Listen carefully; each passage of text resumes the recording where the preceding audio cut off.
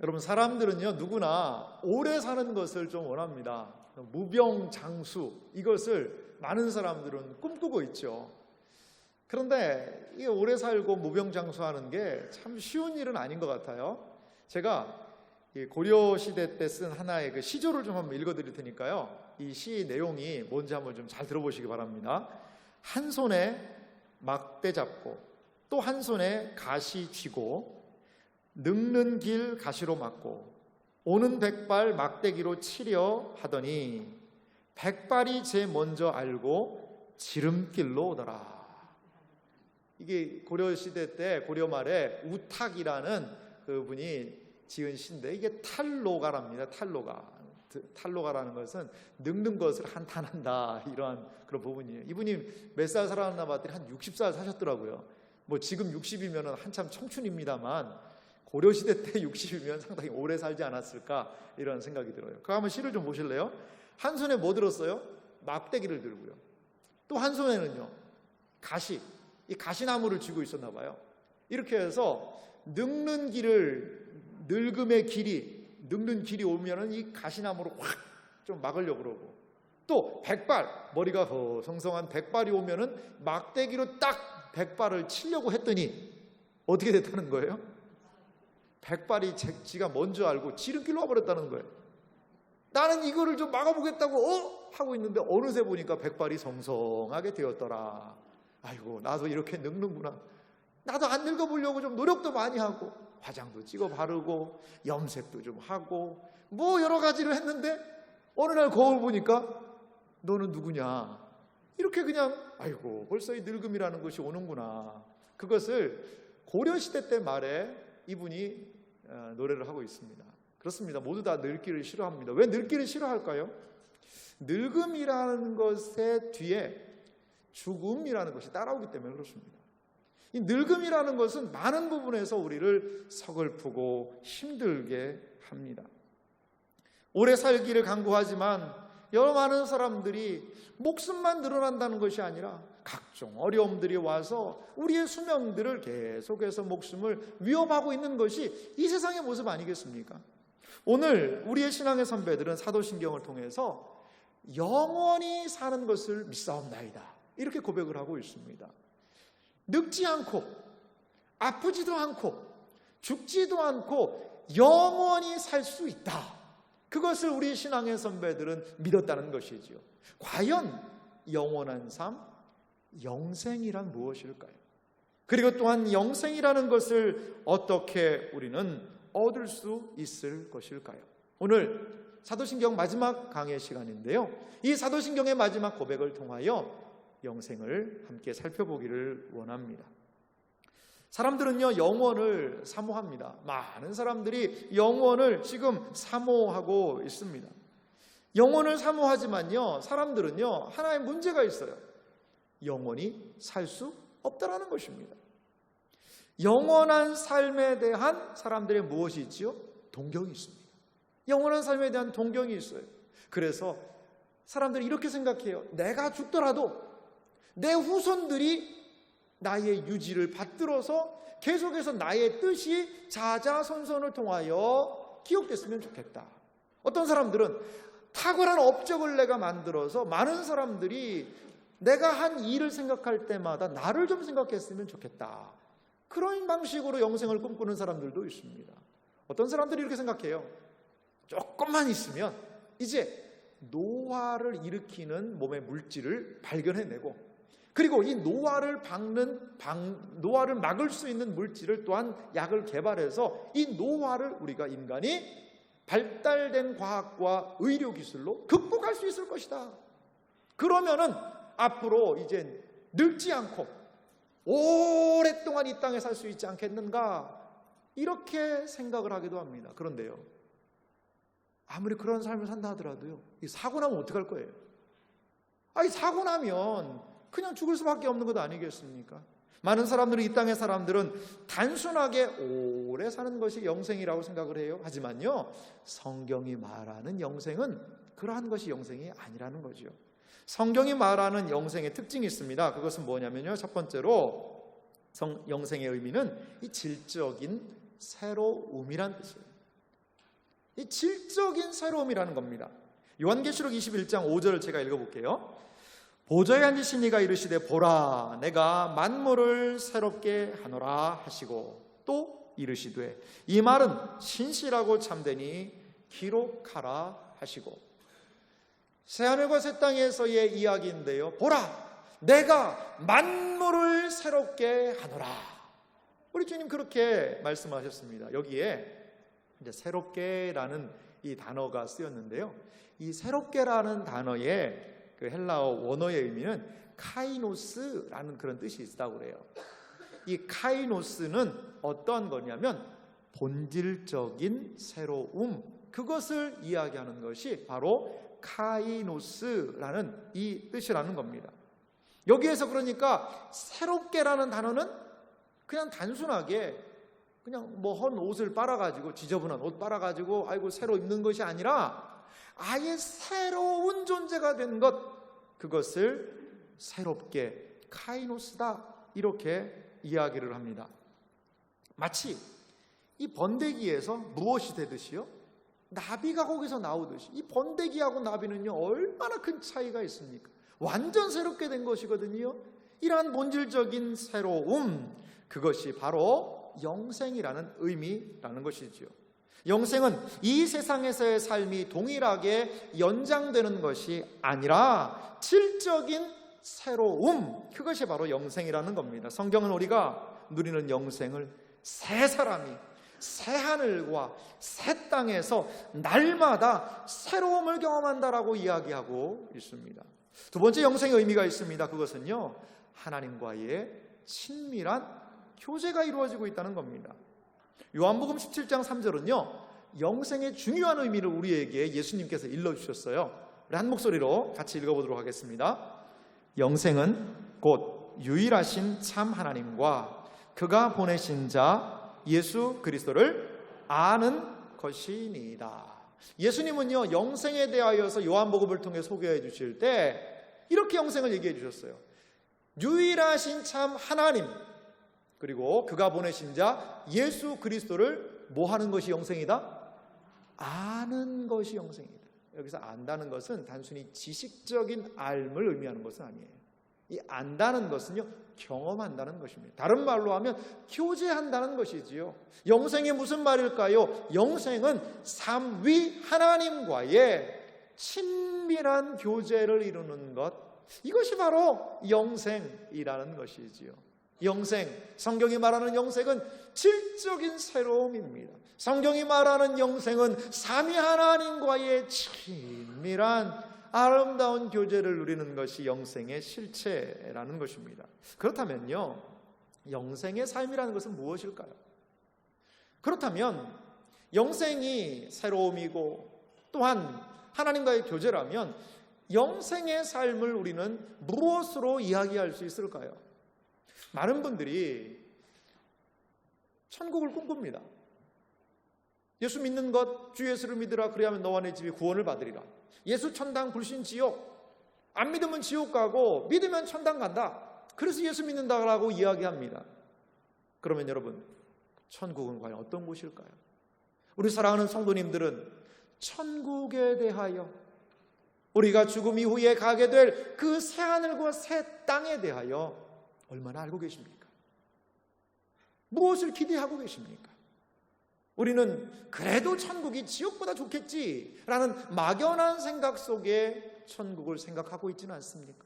막연한 생각 속에 영원한 삶에 대하여서 꿈꾸고 있지는 않습니까? 오늘 말씀을 통하여 영생의 의미, 영생의 삶이 무엇인지를 온전히 깨달아 아는 복된 은혜가 있기를 주님의 이름으로 소망합니다. 요한계시록 22장 1절에서부터 5절 말씀을 보면은요, 여기에 새하늘과 새 땅의 영광스러움을 거기에 표현하고 있습니다. 사실 우리가 읽었던 이 부분을 보면요, 생명수의 강도 나오고요, 생명나무도 나오고요, 무슨 나무 열매도 나오고요, 하나님의 얼굴을 본다, 뭐 여러 가지 이야기들이 있어요. 그 요한계시록 22장의 이 이야기는요, 사실 창세기 2장에 등장하고 있는 에덴 동산과 상당히 유사합니다. 그래서 성경을 연구하는 분들은요, 창세기 2장의 에덴이 요한계시록 22장에서 다시 새롭게 회복되었다, 이렇게도 보고 있어요. 참 성경을 잘 보신 것 같아요. 그러니까 성경 전체는 이렇게 시작하죠. 창세기에서 에덴이 시작됐죠. 하지만 에덴은 막힌 길이 되었습니다. 그런데 요한계시록 22장에 다시 새롭게 된 에덴을 소개하면서 우리가 거기 들어간다는 거예요. 창세기에서의 에덴 동산은 인류가 거기서 쫓겨났지만 마지막 에덴 동산, 새롭게 된 그 에덴으로는 우리가 영원히 거하여 살게 된다는 그러한 성경 전체적인 대조를 분명히 이루고 있습니다. 그렇습니다. 오늘 우리가 읽었던 이 부분은요, 영생의 삶이 무엇인지를 우리에게 분명히 보여주고 있다는 것입니다. 영생의 삶의 구체적인 의미를 보면요, 먼저 영생의 삶이라는 것은요, 영생의 삶은 천상의 새로운 삶이에요. 영생이라는 것은요, 천상의 새로운 삶이라는 것이죠. 오늘 본문 1절과 2절 말씀을 제가 다시 한번 읽어보겠습니다. 또 그가 수정같이 맑은 생명수의 강을 내게 보이니 하나님과 및 어린 양의 보호자로부터 나와서 길 가운데로 흐르더라. 강 좌우에 생명나무가 있어 12가지 열매를 맺되 달마다 그 열매를 맺고 그 나무 잎사귀들은 만국을 치료하기 위하여 있더라. 아멘. 오늘 말씀을 좀 보니까요, 여기에 등장하는 것들이 있습니다. 1절에 보면 생명수의 강이 등장을 하고요, 2절에 보면 생명나무가 등장을 합니다. 영생의 삶은요, 새로운 삶이에요. 모든 피조물들이 새롭게 변화되는 것이 영생의 삶입니다. 더 이상 사망과 죽음이 없고 영원한 생명을 누리게 되지요. 그런데 본문에 등장하는 생명수의 강, 생명나무는요, 모두 영생하고 직접적인 연관이 되고 있다는 거예요.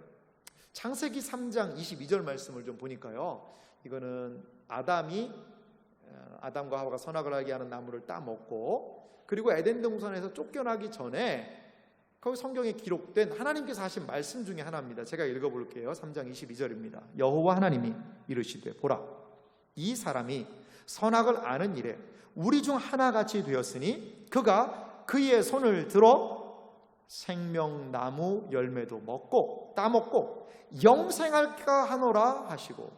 여기 보십시오. 창세기에는 생명나무의 열매를 뭐한 사람이요? 따먹은 사람은 어떻게 한다는 거죠? 영생을 한다는 것입니다.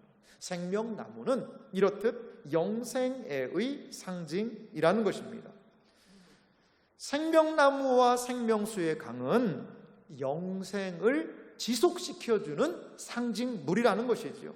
생명수의 이 강이 어디에서부터 흘러나오는지 우리는 주목을 해야 됩니다. 1절 말씀 다시 한번 보면은요, 또 그가 수정같이 맑은 생명수의 강을 내게 보이니 어디에서죠?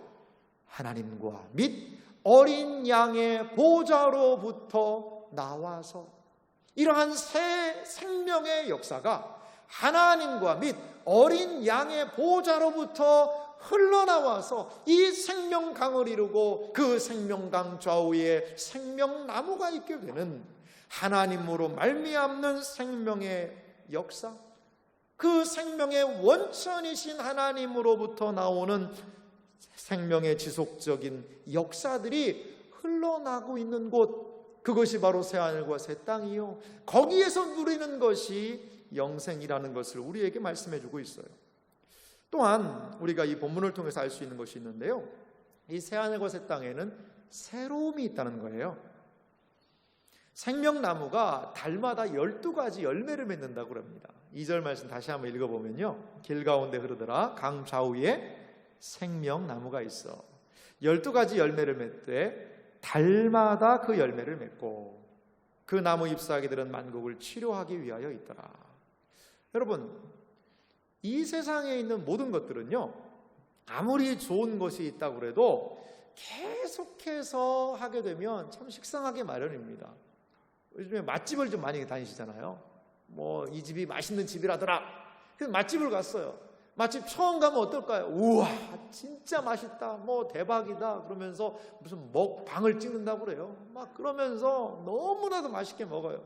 두 번째 가면요, 맛있네. 세 번째 가면 맛있지 뭐. 네 번째 가면 한 10번 맛집 가보세요. 그러면 그 집에서 먹는 밥이나 거의 비슷해집니다, 여러분. 이 세상이 그렇다는 거죠. 이 세상 사람들은 많은 것에서 새로운 것을 찾아요. 뭔가 새로운 게 좀 없냐 이거죠. 뭔가 더 신선한 것, 참신한 것, 새로운 것을 찾지만 이 세상은 늘 거기에서 거기로 돌아가고 있는 것 같아요.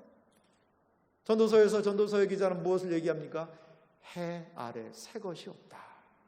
해 아래 새 것이 없다는 거예요. 하지만 새 하늘과 새 땅, 하나님께서 오늘 우리에게 주시는 말씀은 무엇입니까? 달마다 과실을 맺게 되는, 달마다 그 열매를 맺는다는 것은요, 새 하늘과 새 땅에는 새로움이 있다는 거예요.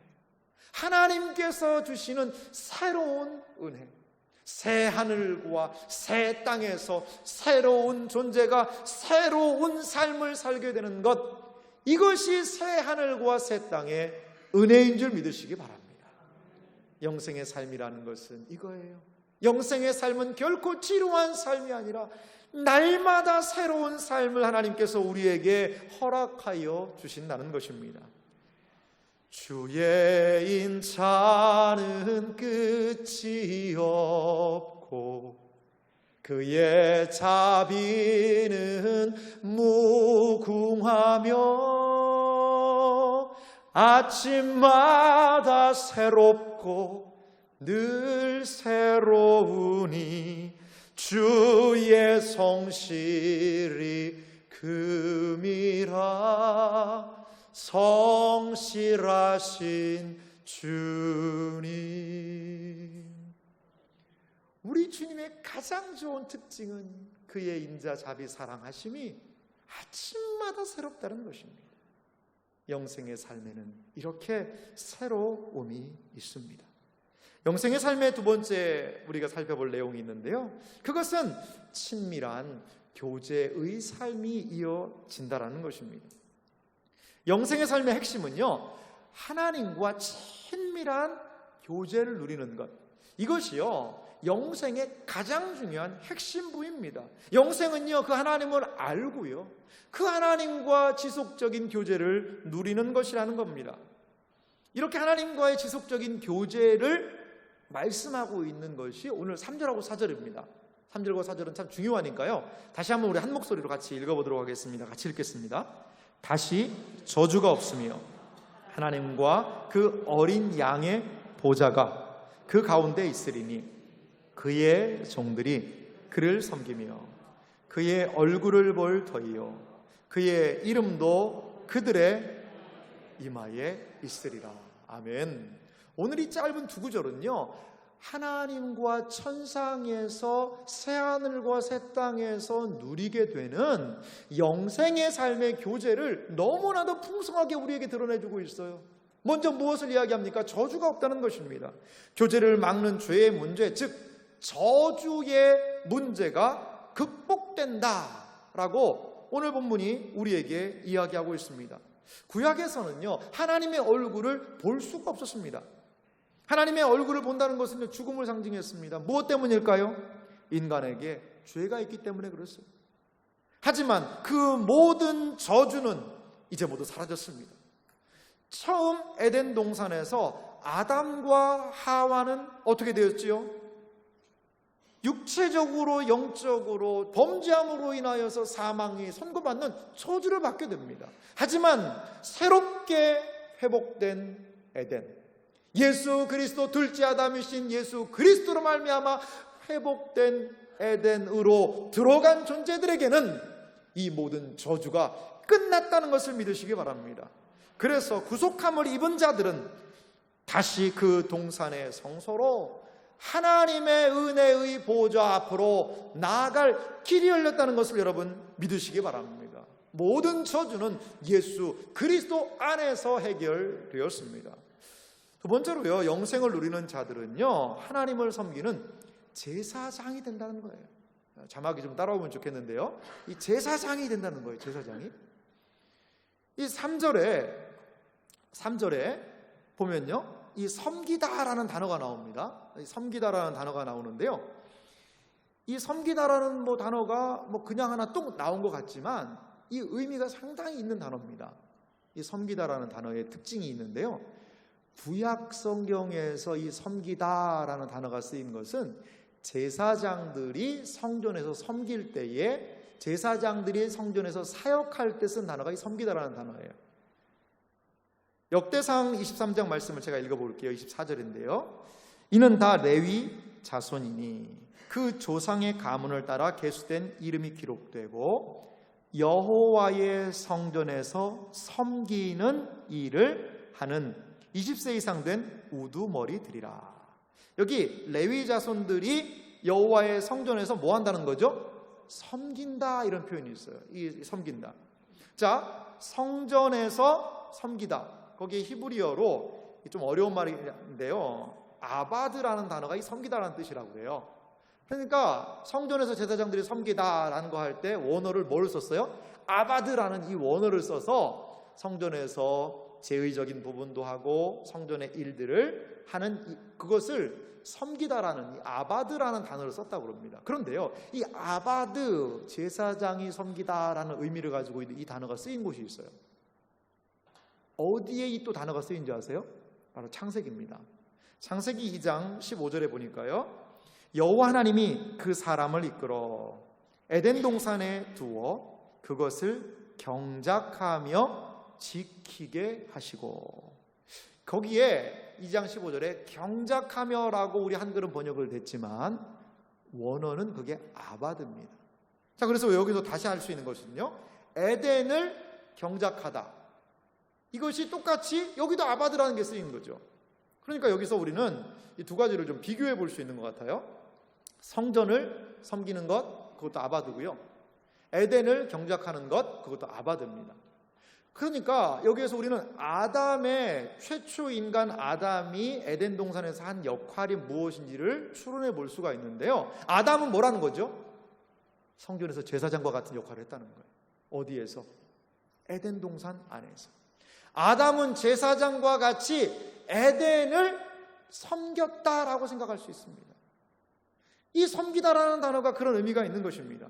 요한계시록이요, 지속적으로 우리 신자들의 신분을 소개하는 장면이 있습니다. 1장 6절에 보니까요, 그 아버지 하나님을 위하여 우리를 나라와 무엇으로요? 제사장으로 삼으신 그에게 영광과 능력이 세세토록 있기를 원하노라. 아멘. 우리를 무엇으로? 제사장으로 불러주셨다는 거예요. 그러면 제사장으로서 우리가 하는 일이 뭘까요? 7장 15절은 이렇게 말씀하고 있습니다. 그러므로 그들이, 신자들이에요, 하나님의 보좌 앞에 있고, 하나님의 보좌 앞에, 새하늘과 새 땅을 의미하는 것 같습니다. 또 그의 성전에서 밤낮 하나님을 뭐 한다는 거죠? 섬김에, 제사장으로서의 섬김을 여기에서도 강조하고 있다는 겁니다. 보좌에 앉으신 이가 그들 위에 장막을 치시리니. 그렇습니다. 성도는요, 제사장이에요. 성전에서 밤낮 하나님을 섬기는 일을 새하늘과 새 땅에서 하게 되더라는 것입니다. 새하늘과 새 땅, 회복된 에덴에서 성도들이 하는 일은 하나님을 섬기는 일이라는 것입니다. 이것은 단순한 섬김이 아니라 구약의 제사장이 성전을 섬긴 것처럼 새하늘과 새 땅에서 모든 성도들은 하나님을 섬기는 제사장의 신분으로 하나님을 섬기게 된다는 것을 여러분 믿으시기 바랍니다. 이것이 바로 영생의 의미입니다. 또한 오늘 본문이 이야기하고 있는 것은요, 세 번째로 보면요, 하나님의 얼굴을 본다는 그런 측면이 있어요. 하나님의 얼굴은 하나님의 은혜와 은총을 상징했습니다. 하지만 저주로 인해서 인간은 하나님의 얼굴을 볼 수 없었습니다. 그러나 하나님의 얼굴을 구하는 것은 자비요, 은총의 상징이었습니다. 구약의 제사장은요, 백성들을 축복했어요. 그런데 그 축복의 내용을 보면 이렇습니다. 민수기 6장 24절에서 27절 보면요, 구약의 제사장들이 어떻게 백성들을 축복했는지 한번 봅시다. 24절입니다. 여호와는 내게 복을 주시고 너를 지키시기를 원합니다.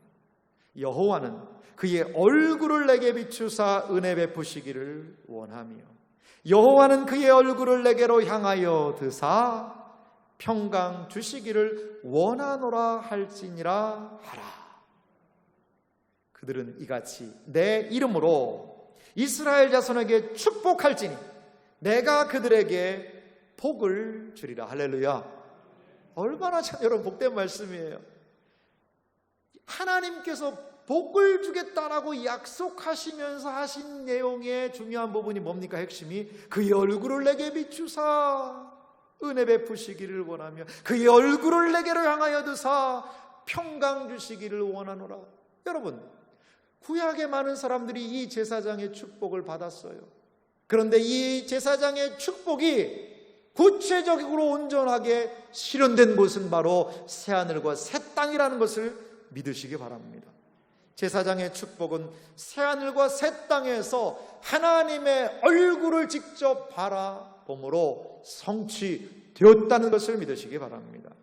사랑하는 성도 여러분, 영생의 삶이 복된 것은 그 영생의 삶의 중심에 우리가 사랑하는 하나님과 그의 어린 양이 계시기 때문입니다. 오늘 본문이 무엇을 이야기합니까? 3절 보니까 다시 저주가 없으며 하나님과 그 어린 양의 보호자가 그 가운데 있으리니. 영생의 삶이 아름다운 것은 그 하나님 앞에 우리가 온전히 나아갈 수 있고 그 하나님을 만나 배웠고 온전한 교제를 누리게 되는 것, 이것이 영생의 삶의 복됨이요 영생의 삶의 아름다움이라는 것입니다. 이 땅에서 우리는 하나님께 예배하고 기도하고 말씀을 봅니다. 하지만 이 땅에서는 사도 바울이 이야기한 것과 같이 거울로 보는 것과 같은 희미함이 있습니다. 하지만 그때는 새하늘과 새 땅에서 영생의 삶을 누리며 우리는 얼굴과 얼굴을 마주 대하는 것과 같이 주님을 만날 일이 있다는 것을 여러분 믿으시기 바랍니다. 또한 영생의 삶에 대해서 우리가 마지막으로 살펴볼 것은 무엇이냐면 영생의 삶이라는 것은요 찬란한 영광의 삶이라는 거예요. 요한계시록 22장 5절 말씀을 읽어보면요, 다시 밤이 없겠고 등불과 햇빛이 쓸데없으니 이는 주 하나님이 그들에게 빛이심이라. 그들이 세세토록 왕노릇 하리로다.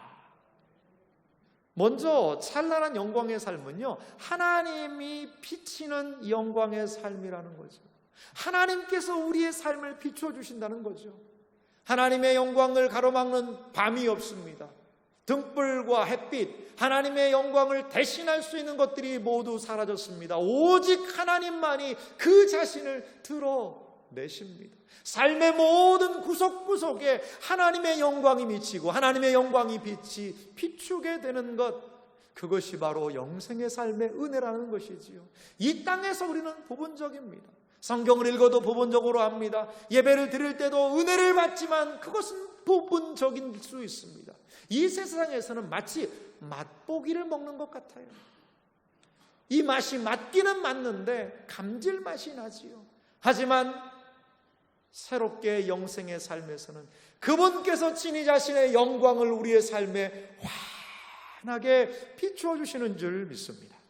이사야 60장 19절은 이렇게 이야기합니다. 다시는 낮의 해가 내 빛이 되지 아니하며 달도 내게 빛을 비추지 않을 것이요 오직 여호와가 내게 영원한 빛이 되며 내 하나님이 내 영광이 되리니. 할렐루야.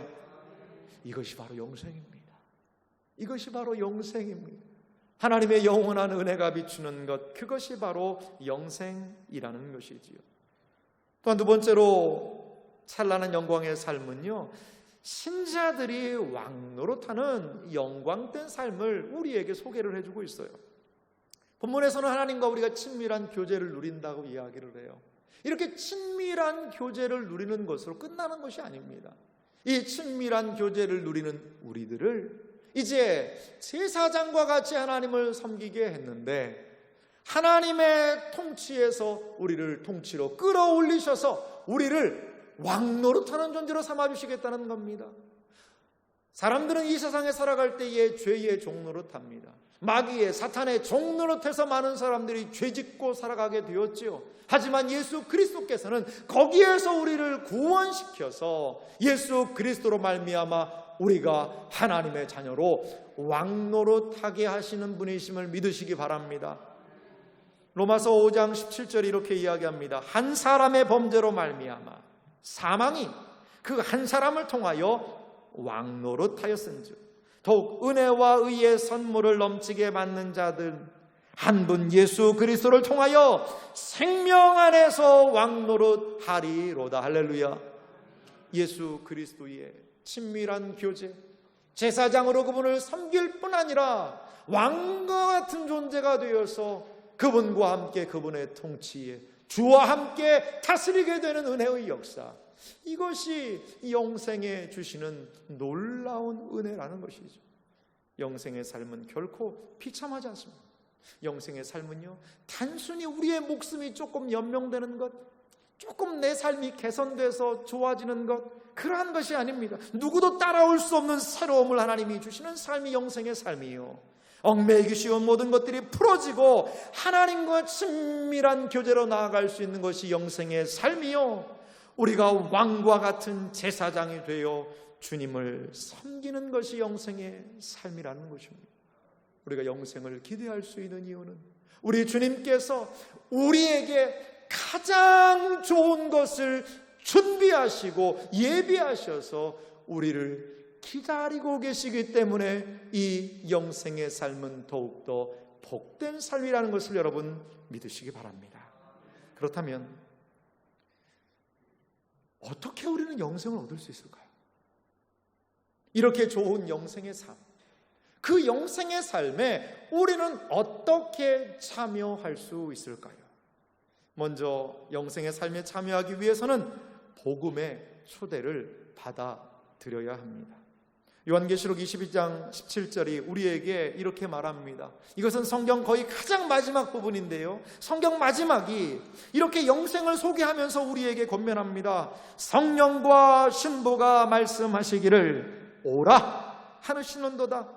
듣는 자도 오라 할 것이요, 목마른 자도 올 것이요, 또 원하는 자는 값없이 생명수를 받으라 하시더라. 할렐루야.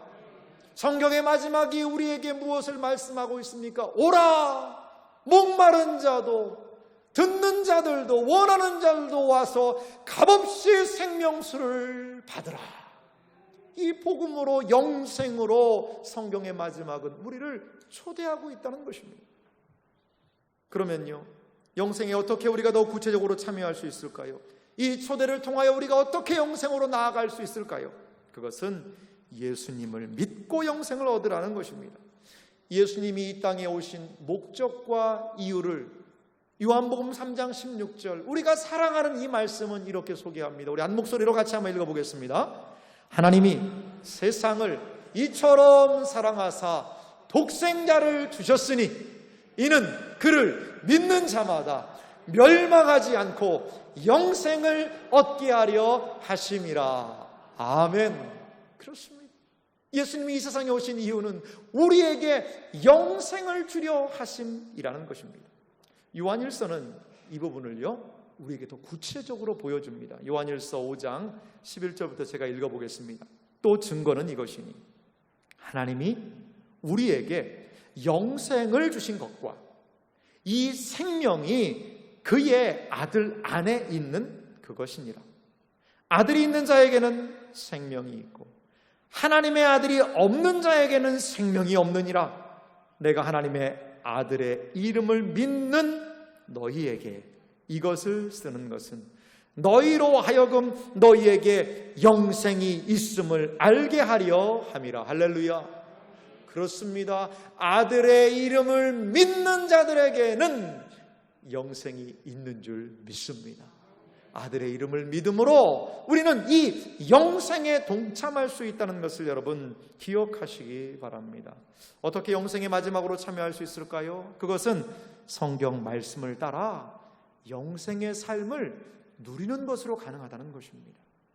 요한복음 20장 31절은요, 우리에게 성경이 기록된 목적을 이렇게 명확하게 말씀해 주고 있어요. 오직 이것을 기록함은 너희로 예수께서 하나님의 아들 그리스도이심을 믿게 하려 함이요 또 너희로 믿고 그의 이름을 힘입어 생명을 얻게 하려 함이라. 성경이 기록된 이유가 무엇입니까? 이 말씀이, 이것이 기록된 이유가 무엇입니까? 이 모든 신구약 성경이 기록된 목적은 우리로 하여금 예수 그리스도를 믿게 하는 것입니다. 믿고 또한 생명, 즉 영생을 얻게 하려는 것이라는 것입니다. 이 말씀을 부지런히 읽으시기 바랍니다. 이 말씀 안에서 하나님의 생명을 발견하시고 생명을 누리는 은혜가 사랑하는 성도님들 가운데 있으시기를 간절히 소망합니다.